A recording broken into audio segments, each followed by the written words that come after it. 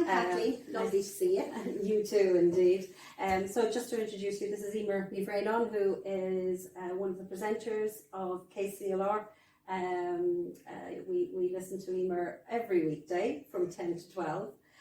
So I think I've taken Eimear a little bit outside of her comfort zone this afternoon. She's on the other side of the conversation, shall we say, today. So welcome.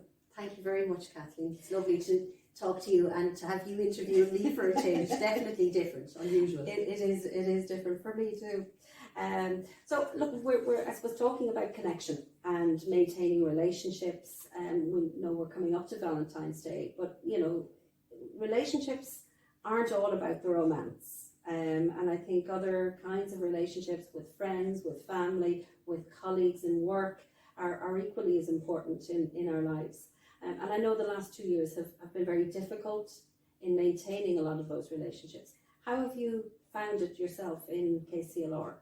Well, I think in terms of like everything changed, and I know it did for everybody, very different. Now, luckily, just because of my family life and the fact that I was not working from home, the fact that I had the studio to go to every single morning or weekday mornings, not that much changed for me from the day to day, apart from like the logistics maybe were a lot trickier. I'd still obviously because I'm lucky that I'm in a relationship and that I'm not living on my own, and when you have a young child you don't maybe do as much socialising as you did in your 20s, or you mightn't rely as much on external relationships as you did previously, or as you would do. Like some of our listeners live completely on their own, yeah, and going out for their cup of coffee or going out for their class once a week or whatever, that's massive for them. So I was really conscious that the impact COVID had on my family life, actually, I feel selfish saying it, but if I'm being really honest with you, it actually had a lot of very positive impacts. Yeah. It gave me back a lot of time that I wouldn't have had maybe in the evenings when all the events, and I was very much out and about doing events and, you know, turning up for different things and being involved in different organisations in the community, and that all slowed down. So for me, it probably had a positive impact on family life. But it can be tricky, all right, to maintain the relationships maybe.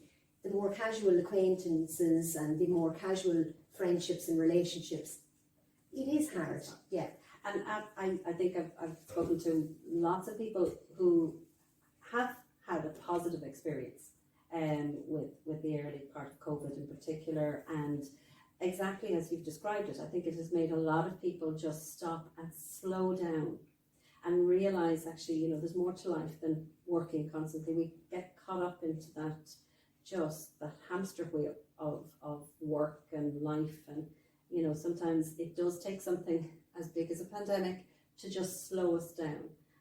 But a lot of people I've spoken to, with families in particular, where, and maybe more men than women, and I hate to bring the gender side into it, but have actually gotten time with their kids that they didn't have before. You know, I've spoken to one person who has his own business, and he said, when would he have ever had 6 to 8 weeks where he could just not work, where he could turn off everything and just spend it with the kids? Now, he was lucky enough, he had a business that was able to rally, if you like, afterwards. But there's an awful lot of people who are doing things with their children now that they never got the opportunity to do before. It's kind of sad that we needed to go through this horrendous world event to assess and reassess and to kind of step away from the hamster wheel. And I had maybe a different pandemic experience to some people, because the first lockdown or the first part of the pandemic was so frantic from a work point of view, because all of a sudden we're covering maybe one of the biggest story of our lives, but we can't do it in the normal way. So, you know, 90% of the staff at KCLR had to work remotely, and trying to get all the logistics of the operation up and running. It was crazy. It was absolute bedlam. So while we were looking at the news feeds of everyone at home making their banana bread and doing their TikTok dances, and you know, we did partake in some of that, but the work was just it was immense actually. Yeah. And the phone calls and the interaction with the station, because you have to reassure a lot of people. People need you for information. They have a lot of questions. So after, at the time that then Taoiseach Leo Varadkar would get up and make his speech, you know, it would be over in 20 minutes. And the fallout from that and the detail, and you'd be relying to get the detail from the Department of the Taoiseach and from the various government departments and to get the guidelines. And then you'd have to translate all that information. You're not going to refer people to the government website. You're going to have to print out whatever it is, and you're going to have to understand all the little nuances and everything. So the early part of the pandemic, being honest with you, I did find it quite stressful, and the workload was fairly immense. And then we had the fear of bringing COVID into the home when you're the one that's going outside the home all the time and you're coming in. And if you remember in the very early days, to the point where actually I used to take the clothes off that I was wearing, put them in the washing machine, have a shower. You were really just conscious. If there was anyone else in the family who was vulnerable, you're trying to protect them as well. And like, I've got amazing parents. They're really involved with my daughter and helping with school runs and all that kind of thing. And in the early stages of the lockdown, you know, we all had to stay apart. So I found that was difficult. But as soon as we were able to get a good routine in work and get everything sorted and to get on top of covering the story, and once I got time to kind of look around and assess the way you described, well, I'd say I was like one of those people that kind of had a light bulb moment and said, hang on here now, I have to kind of reassess how I'm doing things, because, you know, I was definitely stuck on the hamster wheel.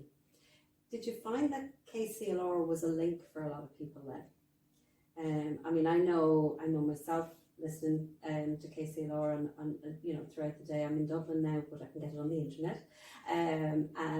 But I know it's always at home in my mum's house. So you know, yourself obviously, but all of the other presenters as well.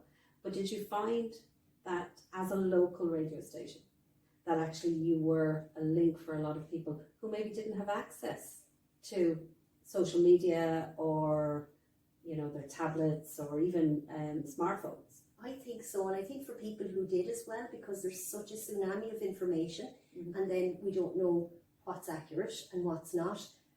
So it's really important to be a trusted source of information. And when local people know you, and if they know, okay, well, I can go on to Eimear's Facebook page or I can go on to KCLR's Facebook page, at least I'll be getting information that someone has verified and someone has checked. And I think even having accessibility is so important.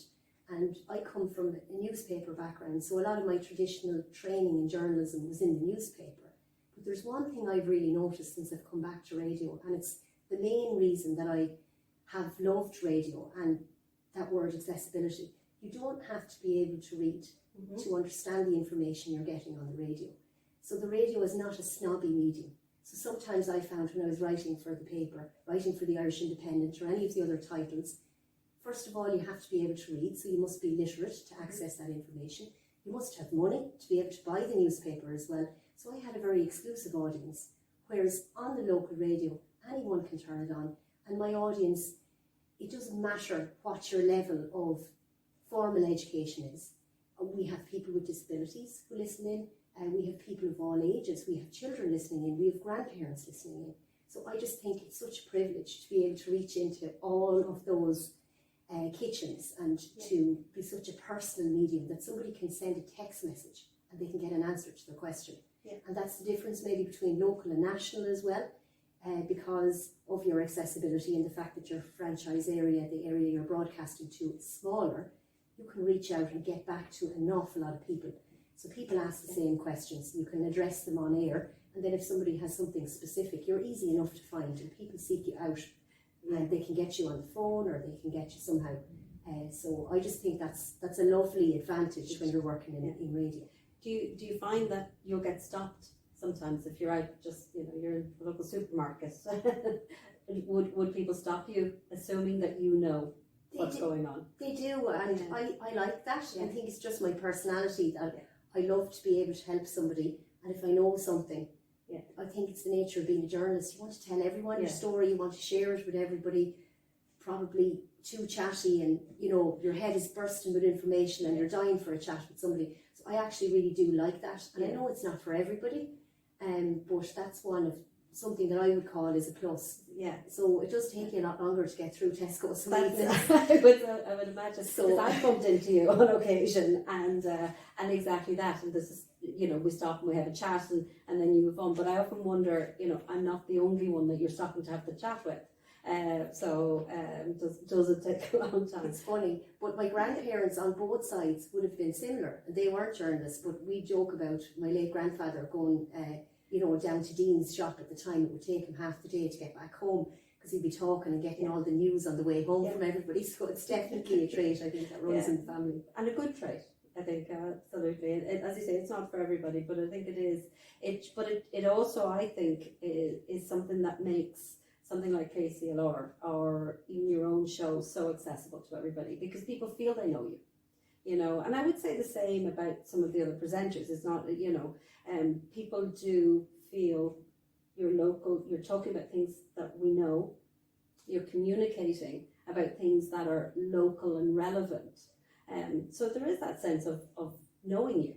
I think it is a really personal medium, and when I transitioned into the radio, and I'd imagine for the other presenters it's similar as well, it can be hard sometimes to let your guard down. Yeah. So if you're used to maybe just asking questions and being kind of clinical with politicians, but you can't get away with that all the time when you're presenting a programme. It's different reading the news. Yeah. You have to let people in, I think, a little bit. Yeah. You have to give some of yourself, because your listeners give you so much of themselves. So you've been on the radio, Kathleen, and you've opened up so much to us. So I think it's only fair sometimes that as presenters, if we feel very passionately about something, our listener knows. We let them in. We're not completely dispassionate. I know when it comes to current affairs, you have to be fair, you have to be balanced, you're following guidelines. Yeah. But your listeners do get a sense of your likes and your dislikes, and as well, which is what makes it human and what makes it very accessible. And I would think that with the radio, again, coming back to, and I'm just thinking in terms of even the tactileness, because I know in my own workplace, in our waiting room, we got rid of all the magazines and the papers because you were touching something. So you couldn't have the next client or patient that was coming in touching the same paper because of what was going on. So actually radio itself is something that allowed the communication to continue as before. It was the one area, despite what the topic was, which was all about COVID, especially in the early days, it was the one area that didn't change. That's in a way. I think, like throughout all the emergencies over the years, the power of FM, it really comes to the fore. Like there's a reason it's been used for good and for bad. So if you think about propaganda, there's a reason why it's so heavily regulated these days, because it's such a strong medium. And if you think even now, despite all of the advancements of social media and all of that, you cannot beat the power of live FM. You cannot actually, if a story breaks when you're on air, if for instance, there's a collision in wherever in Carlow Town, the instantaneous nature of you're telling people as it happens, and you're giving them information. Yeah. Even if you're working for a website, it's very fast now. They break the news very quickly and it's up there. But if you're driving in the car, the power of the live radio, and it's the same with delivering the Taoiseach's message or broadcasting it live, a lot of people will turn to that because they're getting the information straight away. Absolutely. What do you think you'll take out of the last 2 years as we're coming out and back into, now we're not back to normal, and despite what it feels like in a way, it's almost like, okay, we still hand sanitize and we have our masks and we'll keep a certain distance, but there is a sense of normality now and things coming back into where they are. What do you think personally that you'll bring into the years ahead from the experience? I think I'll allow myself to enjoy simple things more. I think I hope we'll be less materialistic, because the things that mattered during all those lockdowns were very basic, So I'd like to think that I'll spend more time outdoors. I know lots of people have probably found that as well with COVID, that I'll put more emphasis on hobbies. It sounds very cliched, but I think it's true. If you really get to enjoy spending time doing things that you love, and maybe not being so caught up in the way doing almost getting carried away into the, well, we always do things this way, so let's do them this way. Especially from a professional point of view as well. I think it was incredible to see people that you thought would never be able to transition with technology, and how we all somehow managed to. And we don't give older people enough credit either, that they were able to manage the technology as well. And there's just so much to be said maybe for sometimes embracing change, and that there were so many positives from this that we can take away. Like, we all know what we didn't like about COVID. And I suppose the things that we didn't like, it's taught us we won't take for granted when we don't have our freedom, when we're not able to hug and not able to have that really close personal connection. So I hope it'll make us more appreciative. It's definitely made me more appreciative, and it's made me take stock and not to be afraid to reflect and to think about, oh, am I happy? Do I like the way life is now? Do you know what? I started to think, especially once we got over the initial really rapid changes that we had, I thought, oh, I kind of like this now. Things have slowed down and it suits me better. And not to feel guilty about that. And I have to say, I see it even in my own workplace. You know, there's a much calmer sense around. Now I know, again, I'm realistic about things. Things will come back to a certain extent to what they were, as far as, you know, the number of people in an office and the number of people that, you know, will work from home, can work from home, but need to come back to an office or a work environment. Do you find a lot of staff are still working from home with KCLR? A lot of staff are, and I would have found, to be honest, it must be very, very difficult for some of them. Some of them, I feel, would love to come back and are looking forward to returning. We're kind of transitioning because obviously the COVID numbers are still high, and thankfully people aren't getting very sick. But in a small workplace, you need to keep the operation going. So it's kind of a mix of transitioning people, allowing some people certain days. For some, I know it has worked really well for their family lives. So if they had a long commute, for instance, now luckily, you know, for people that are working outside of Dublin, it isn't so much of an issue. But, you know, I'd say for KCLR staff, some have gotten used to working from home and some are dying to come back. So maybe a mix. You've even been in a position to work from home yourself on the show. I have very recently, and I can tell you, Kathleen, I don't like it.